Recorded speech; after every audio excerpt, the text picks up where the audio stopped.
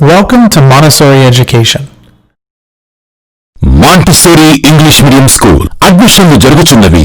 Montessori English Medium School, Burripalam Road, Tenali. Phone 08644 227 115.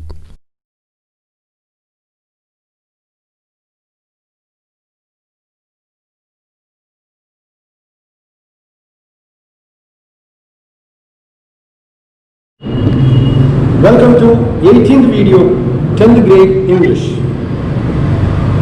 In the 17th video we ended Henry Slater was asked by Mrs. Slater to help her in bringing the bureau from Grandpa's room. So he says, I don't just care about it, but she says, no, you must come and help.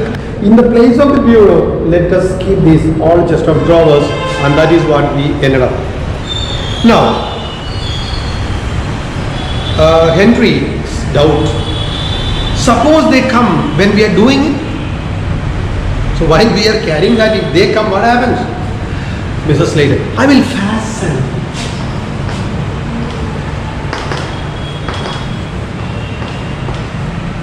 Fasten, or you can say fasten. Then you can pronounce.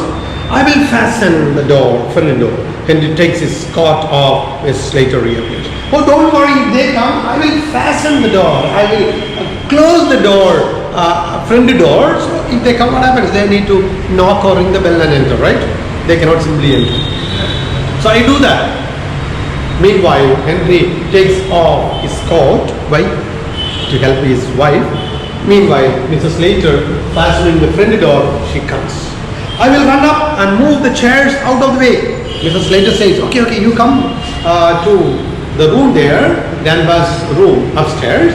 I will remove the chairs off the way because it is easy for us to carry things. If there are obstacles, it will be very difficult for us to carry, right? So I will clear the way and you come up. Victoria appeared dressed according to her mother's instruction. Victoria appears wearing or dressing according to her mother's instruction. What was mother's instruction? Go and change color dress and put black. Wear black and come. Why? Because it doesn't suit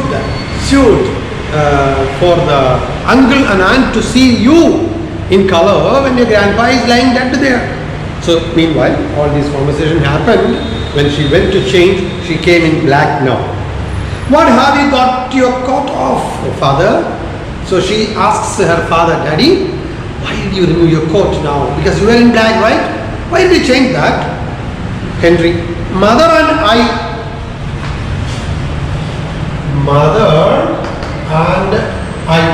Usually they say I and mother. Please see that it is wrong. Always donkey at the last. Donkey at the last. Mother and I. My sister, my brother, my father and I. Don't say I and my sister and father. No. My mother, your mother and I are, what are we going to do? Going to bring Grandpa's bureau down here. Grandpa's bureau to down now. Grandpa's bureau down here. So, she asked her father, why did you remove the cot off, father? Because we are going to bring the bureau. Are you planning to pinch it? Are you planning to pinch it? Pinch means, pinching. Another meaning of pinch is steal. Daddy, because we are seeing Victoria is a precocious girl. What is precocious means? Very intelligent, no? Children, they understand very easily. Many of us, many parents, they make lot of mistakes. They talk back each other. They shout at each other at home, thinking that, children, they are watching TV or doing some work. No, children are very precautious. They understand what is happening there. Later when their character, their attitude change, we blame them. But we never understand that they have changed because somewhere in the past something happened. So naturally, the girl was very intelligent. She asked, are you planning to steal it? And they were shocked. No, actually, Grandpa gave it to your mother before he died. My goodness, he was really shocked because the girl was so intelligent and realized the mistake. So he was shocked and said, no, no, no, no. Father, your grandfather gave it to your mummy before he died. What did he give? The bureau. This morning? Victoria is not clear. She says, this morning? Yes. Henry says, yes. Victoria, he was drunk this morning. Daddy, father, grandpa gave it to mummy this morning? Yeah, this morning. This morning, not possible, baby, because he was drunk. He was intoxicated, not fully off his senses. That is what she means. Mrs. Slater appears carrying a handsome clock under her arm. Meanwhile, while father and the daughter talking, mummy went upstairs for what? To clear the way, remove the chairs. Now she is coming down with a clock under her arm, wall clock. Mrs. Slater, I thought I would fetch this down as well. She puts it on the mantelpiece.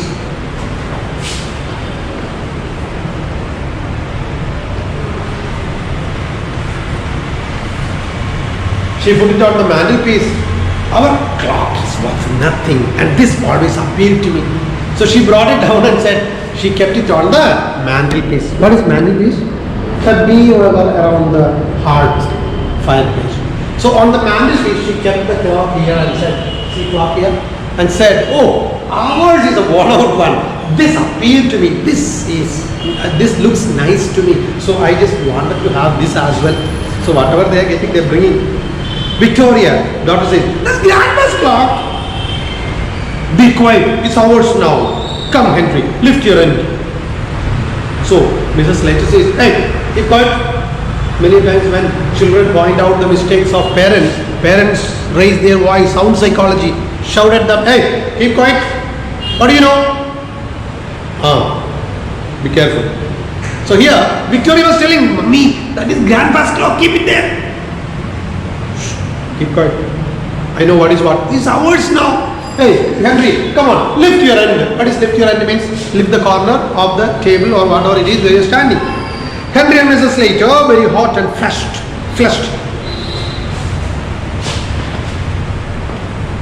See, whenever E, you most of the C, CH, SH, ending in letters, ED is pronounced as T.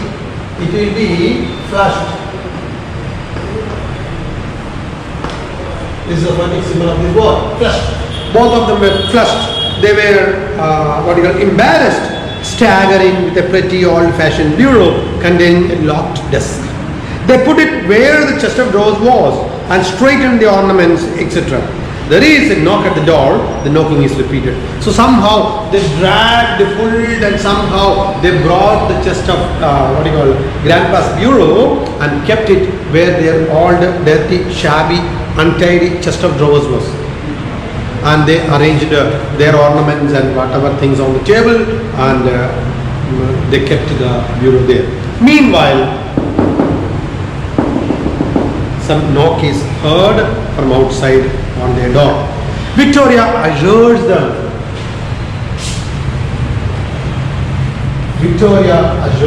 Brings in, assure. In cinema theatre and all, when you go there will be one person to show you the seat with the torch. They take you, right? So such people are assure. So Victoria assures in Ben and Mrs. Jordan. Who is Ben? Ben Jordan, husband of Elizabeth. Mrs. Jordan, Mrs. Elizabeth Jordan, daughter of Abel Meriwether, sister of Amelia. The later is a stout. Later means what?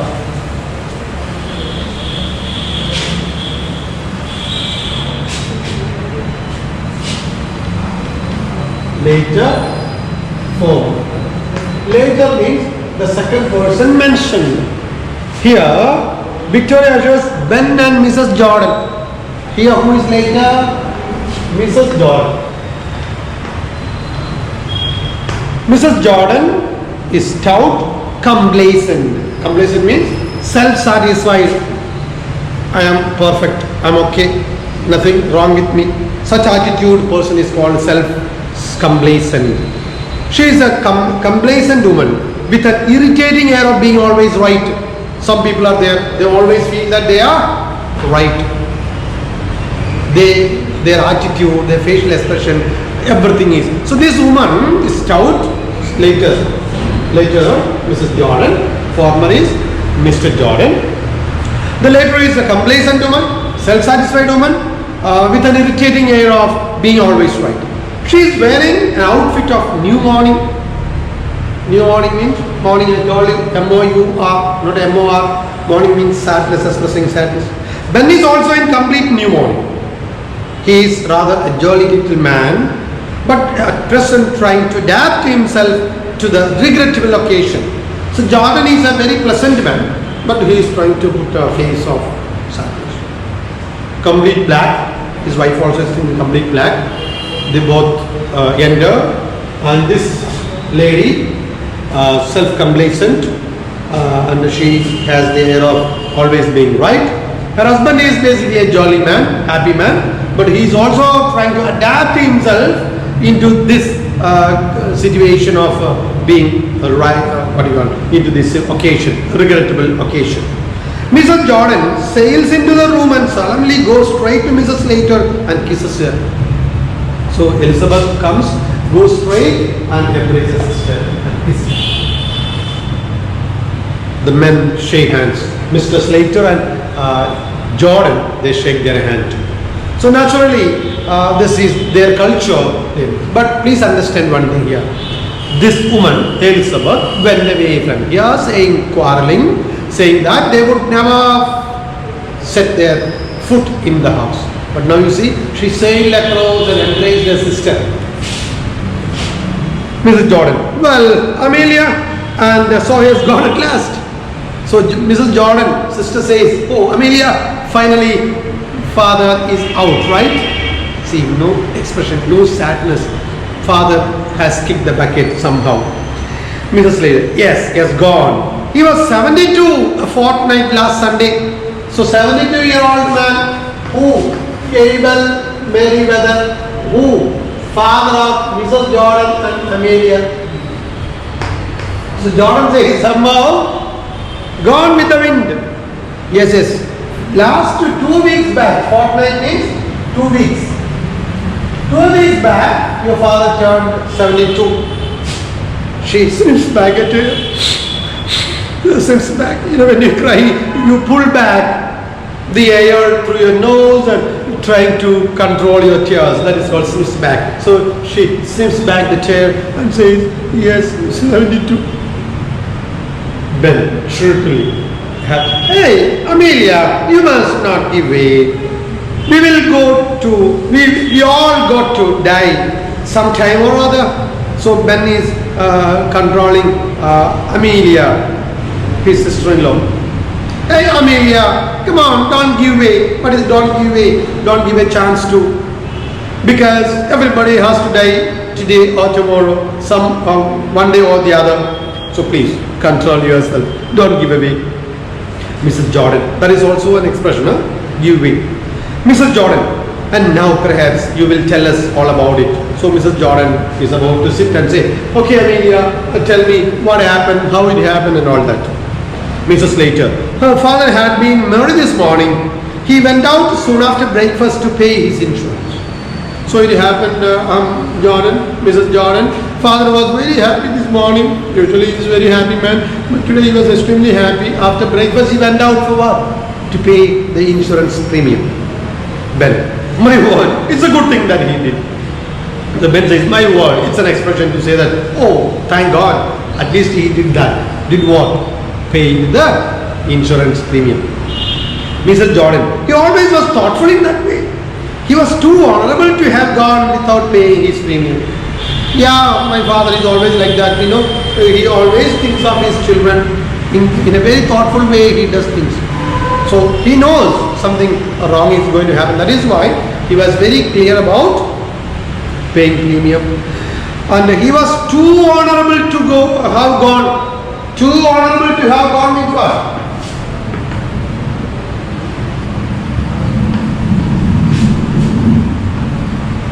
Means he would not have any respect if he had gone without paying the premium. It means father's respect remains is as long as when he is paying premium, paying your school fee, paying you, buying you good things and all, right? That's what attitude of these children.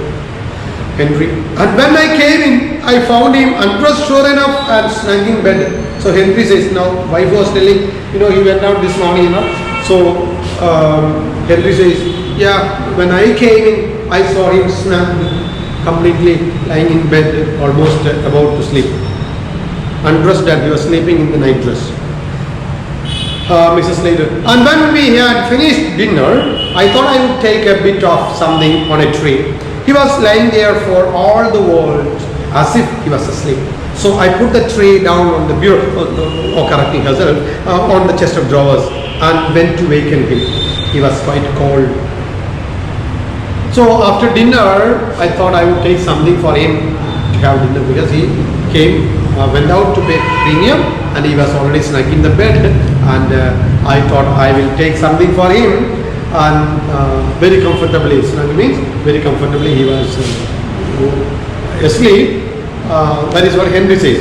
So then Elizabeth, Amelia says, yeah, after dinner I thought I would take something, so I took something on the tray and went up. But he was comfortably sleeping. I kept the tray on the bureau.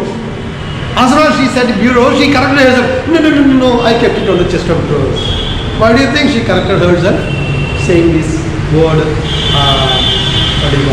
bureau first and changed it to chest of drawers. Please find out. So I put it down onto the bureau, on the chest of drawers, and went to waken him. He was quite cold. She stopped and said, he was quite cold. Means what? He was already dead. The boys, they wiped their eyes and sleep like this. They wiped their eyes. He was quite cold. Mrs. Slater, rising briskly at 11 in a business-like tone. Will you go up and look at him now, or shall we have tea? So Mrs. Slater, she changed her voice, and now she stood up and said, in a business-like tone. What is business-like tone? It's not a friendly tone at all. What do you do? Would you like to go up or sit down and have tea? Mrs. Jordan, what do you say, Ben? Very obedient wife, always asking husband's opinion. Ben, I'm not particular. I'm not very particular. Means what? I'm not particular whether to have tea or to go and see him. Doesn't matter. Mrs. Jordan, surveying the table. Jordan was watching on the table. What are the food items there? Well then, if the kettle is ready, we may as well have tea first. So he watched the dining table because we have seen her lying the table, right? So what we do is, we'll have tea first. Then Mrs. Slater puts the kettle on the fire and gets tea ready. So she is keeping the kettle on the fire and getting ready. So this is what today's video. Thank you for watching. As a part of homework, please answer me this question. Why do you think Amelia corrected herself when she said that she kept the dinner tray on the chest of drawers first, and corrected herself and said, first she said she put the tray onto the bureau, and she corrected herself and said, no, on the chest of drawers. Why do you think she corrected herself? Answer me, send to my WhatsApp. Thank you. Have a nice day.